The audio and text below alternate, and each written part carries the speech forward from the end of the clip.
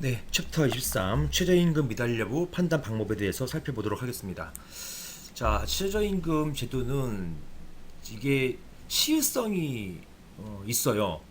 지금 굉장히 예민하고 최저임금 인상 관련해 가지고 지금 논의가 많잖아요. 그래서 이것 때문에 아마 시험 문제 나온다면 그 어떤 내용 자체의 중요성보다는 시의성 때문에 시험에 출제될 가능성이 굉장히 높습니다.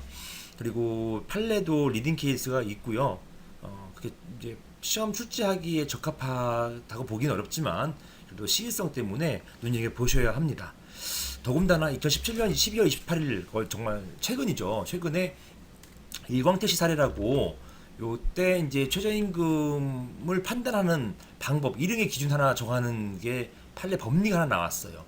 이게 아마 일반인은 이해하기 상당히 어렵습니다. 어렵기 때문에 저랑 같이 공부하시면서 이 부분 좀 이해하시고 공부하시면 남들보다 더 업그레이드된 그런 실력을 좀 얻으실 것이라고 생각됩니다.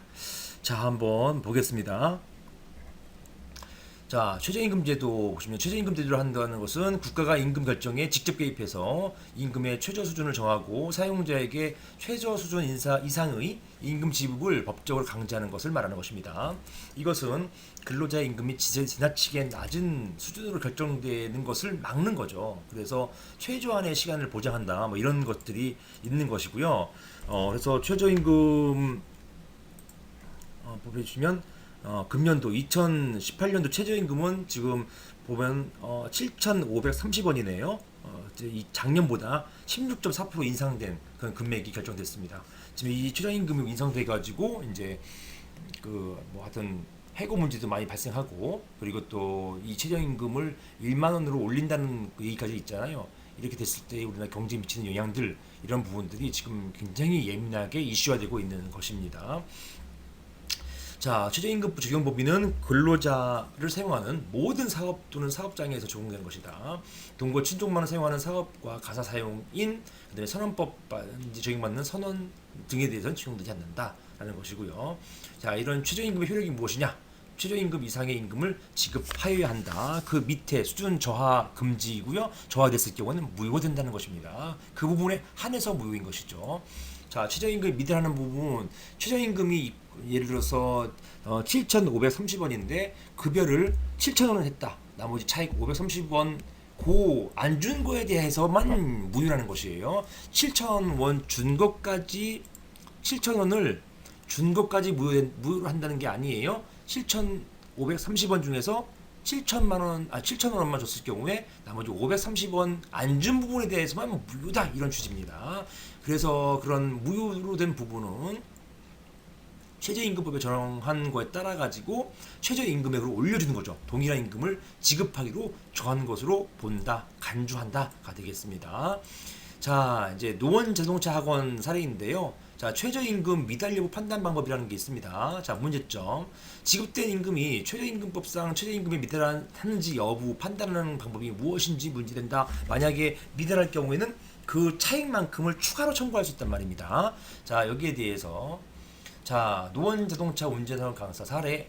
원고는 자동차 도로주행 강사입니다. 피고는 원장이고요. 피고는 원고에게 시간당 금 1,900원 기본급을 지급했고요. 그 이외에 연수수당, 근속수당, 특수수당 등 합계 4만 원을 지급했습니다.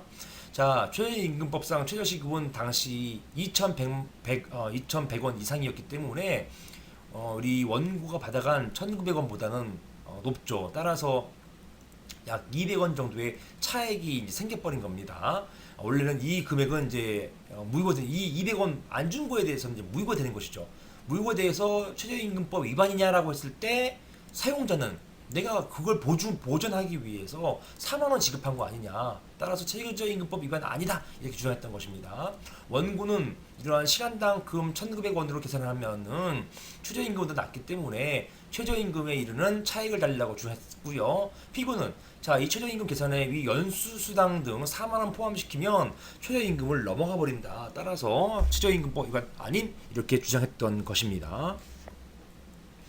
자, 판례는 최저임금법이 6조 1항에서 사용자는 최저임금에 적용받는 근로자에 대해서 최저임금액 이상의 임금을 지급하여야 한다라고 규정하고 있고요. 같은 조 제4항에서 최저임금액에 산입하는 것이 적당하지 아니하다고 인정해서 고노부 장관이 정하는 것은 이러한 규정에 의한 임금에 산입되지 않는다라고 규정하고 있으며, 이에 따라서 최저임금법 시행규칙은 별표에서 보는 것처럼 최저임금의 적용을 위한 임금에 산입하지 아니하는 임금의 범위를 정하고 있다. 최저임금에 속하지 아니하는 임금, 좀 이따 볼 것입니다. 정하고 있다. 따라서 지급된 임금이 최저임금에 미달하는지 여부는 이 앞에까지는 어떤 전제 조건이고요. 이제 이치 중요해요.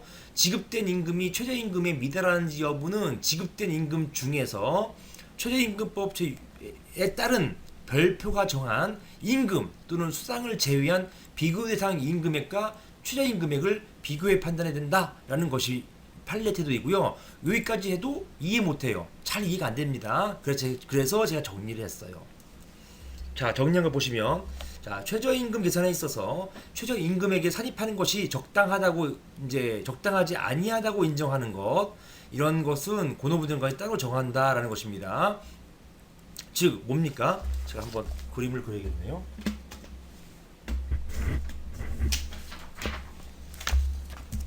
최저임금이라는 게 있고,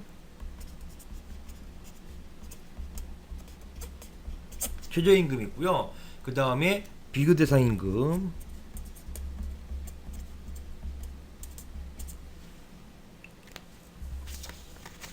자, 보시는 것처럼 최저임금과 비교대상임금이 있잖아요. 자, 있는데 그 법에 따르면은 적어도 이런 모양이 돼야지만 적법 유효한 것이거든요. 그렇죠. 최저임금이 높아야 돼요. 비교대상임금이 적으면 안 된다는 것입니다. 자, 그런데 여기에다가 사용자는요, 비교대상임금에다가 뭘 자꾸 추가하려고 해요. 어떤 금액? 예를 들어서 내가 준 여러 가지 비용들, 자, 이런 비용들을 이제 추가하려고 합니다. 추가. 비교대상 임금에다가 추가하려고 하는 게 있으면 비교대상 임금이 늘어나겠죠. 늘어나면은 최저임금하고 같거나 최저임금보다 더 많아지는 경우가 생길 거 아니에요. 그럴 경우에는 최저임금법 위반이 아닌 게 되잖아요. 그러니까 근로자는요, 이런 최저임금, 비교대상 임금에 추가되는 것을 막으려고 하고, 사용자는 추가하려고 하고, 이런 게 생기는 것이고, 이게 바로 역으로 최저임금의 법에서는요, 실무에서는 비교대상 임금에다가 포함시키냐 마냐 이게 논의되지만, 법에서는요, 아예 처음부터 최저임금에 포함될 금액과 포함시키지 말 금액을 미리 이른 기준을 산정해 놓고 있습니다. 그래서 최저임금에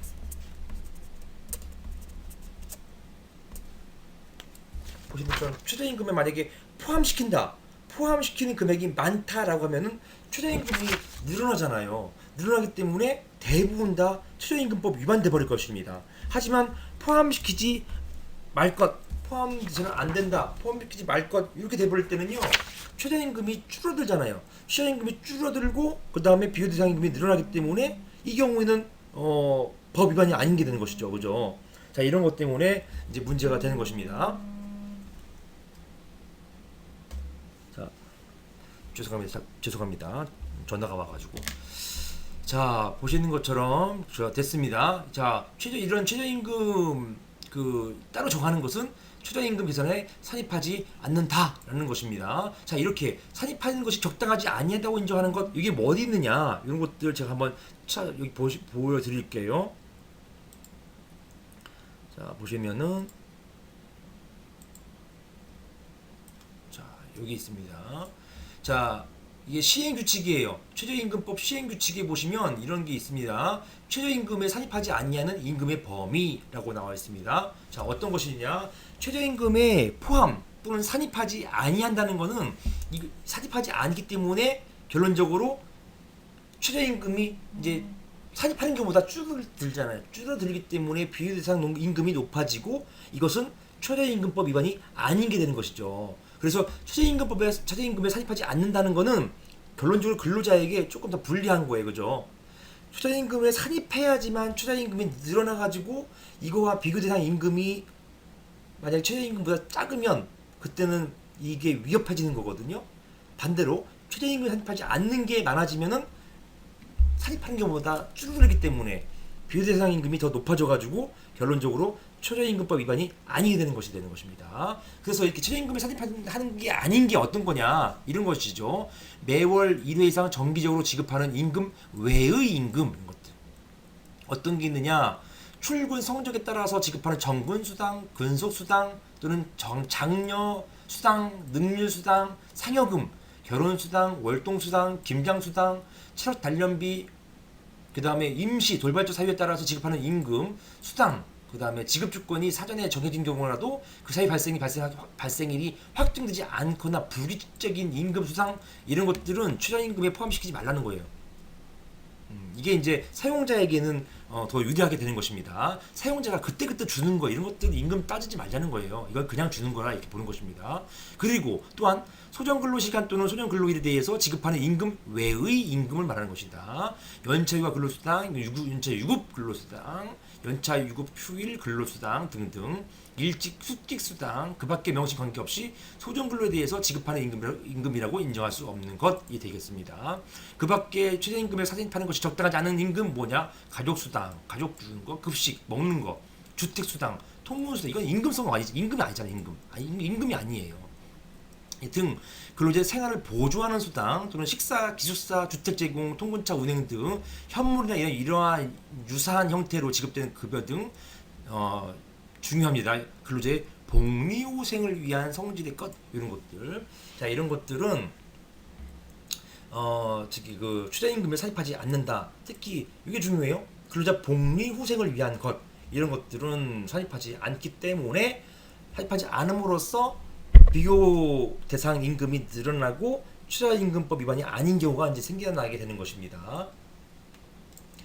이 사안 같은 경우는 뭐였어요? 아까 그 나와 있는 것처럼 여기 있는 그 연수당, 근속, 특근수당 이런 것들을 이제 말하는 것이 이런 것들을 최저임금에 포함시키면 이건 이 최저임금이 늘어나기 때문에 요 비교 대상 임금이 줄어들고 결론적으로 법 위반되는 것이고 이런 것들을 최저임금에 포함시키지 않으면 이 경우에는 최저임금법 위반이 아닌 경우가 되는 것이고 이렇게 되는 것입니다. 그래서 중요한 것이에요.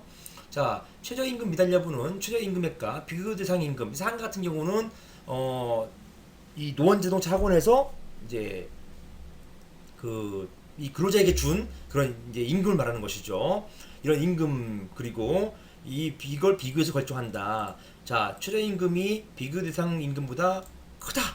위법 적다. 적법 되는 것입니다. 자, 근속수당, 주휴수당은 비교 대상 임금에 산입되지 않는 임금으로 보이지 않는다. 이게 무슨 말입니까? 산입되지 않는 임금으로 보이지 않는다. 이게 뭐예요? 너무 어렵잖아요. 산입된다는 얘기 결론적으로 산입된다. 어디에요? 최저임금, 죄송합니다. 비교 대상 임금에 산입된다라는 것입니다. 따라서 최저임금에서 빼면 안 된다라는 것이 여기에 산입된다는 것은 요걸 뺀다 이렇게 보시면 되겠어요. 자 이런 것입니다. 비교 대상 임금에 여기는 산입된다라고 되기 때문에 비교 대상 임금이 여기는 어떻게 돼요? 큽니다. 더 커졌어요. 더 커지기 때문에 이거 적법이 될 가능성이 높아지는 것이죠. 그렇죠? 자 문제가 되는 급여가 비교 대상 임금 산입이 되지 않으면 비교 대상 임금 자체가 낮아지고 따라서 최저임금액과 비교해 볼 때 최저임금 규정에 위배될 가능성이 높아지는 반면 비교 대상 임금에 산입되면은 비교 대상 임금이 높아지기 때문에 결론적으로 자 이렇게 이런 모양이 되는 거죠. 비교 대상 임금이 더 크다. 근로자 보호의 차원에 있어서 비교 대상 임금에 산입하는 데 있어서 신중을 기해야 한다. 왜냐? 비교 대상 임금에 산입한다는 얘기는 결론적으로 적법하게 되기 때문에 오히려 이걸 적법하지 않다고 다투는 근로자에게 불리하기 때문에 그런 것입니다. 자, 이런 내용들이 있다라는 것이에요. 한번 읽어보시고 판례 한번 읽어보시면 될 것 같습니다. 자, 그 다음에 최근에 이제 나온 판례죠. 통상임금과 최저임금입니다. 자, 문제점 보시면 통상임금이 최저임금보다 적을 경우에 최저임금을 기준으로 자 키워드는 곧바로예요. 최저임금 기준으로 곧바로 법정수당 산정해서 결정할 수 있는지 여부가 문제된다. 문제점 그냥 이렇게 쓰시는 겁니다. 자, 판례는요. 일광택시 사례에서 일광택시는 근로자들에게 기본급과 주휴수당, 근속수당을 시급 형태로 지급했지만 그 합계액은 최저임금에 미달된 것으로 판명되었습니다. 이런 것들 이제 시급 형태로 다 주었는데 이걸 모아 보니까 최저임금 정해진 2018년도 같은 경우는 7,530원 미달된 것으로 판명됐습니다. 일관택시 근로자들은 이에 따라서 임금을 재산정하고 연장 및 야간 근로 수당도 다시 산정해서 미달된 금액을 지급해달라고 청구하면서 소재기 했습니다. 자, 원시민 부당고등법원은 고등법원이에요. 굉장히 높은 법원입니다. 자, 최저임금을 기준으로 연장 야간 근로수당 계산, 요게 이제 대법원에서 파기되는 것입니다. 곧바로 최저임금 기준으로 연장 야간 근로수당 계산하지 말라는 게 이제 대법원 판례예요. 아무튼 고등법원은 이렇게 계산했어요. 계산해서 부족한 부분을 지급하라고 판결했습니다. 그 근거가 뭐냐? 최저임금법에 따라서 근로자와 사용자의 근로계약 중 최저임금에 미치지 못하는 부분은 무효로 보고 그 부분은 최저임금액과 동일한 임금으로 본다라는 이러한 규정을 근거로 한 것입니다. 여기에 따라서 기본급과 주휴수당, 근속수당 합계액이 최저임금에 미달됐기 때문에 당연히 최저임금을 기준으로 해가지고 징액된 금액을 기준으로 연장 야간 수당 지급하라 이렇게 판시했던 것입니다. 일관택시는 이런 이거 금액 이런 것들 기본급, 주휴수당 이런 것들 징액시키지 말아달라는 취지로 상고했는데요. 대법원은요 결론적으로 증액하는 거에 대해서는 크게 이의가 없어요. 증액 오케이. 하지만 크게 법리적으로 곧바로 최저임금에서 최저임금을 기준으로 해가지고 연장 야간 근로수당 계산하지 말라는 것이에요. 그것이 아니라 여기 있는 것처럼 각각 주휴수당, 근속수당, 기본급 중에서 먼저 첫 번째 통상임금을 골라내라.